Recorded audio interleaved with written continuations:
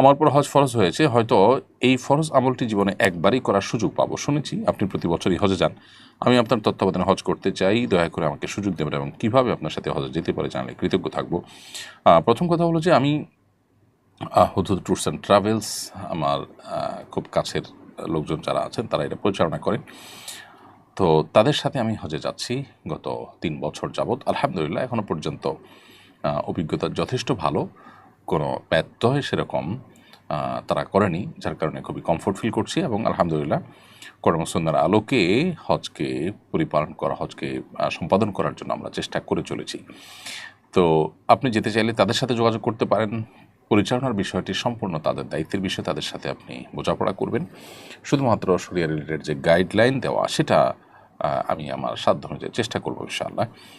আর অবশ্য তাদের এবছর থেকে তারা কোটা সিস্টেম করেছে যে একটা নির্দিষ্ট কোটার পর তারা হজ যাত্রী নেবে না।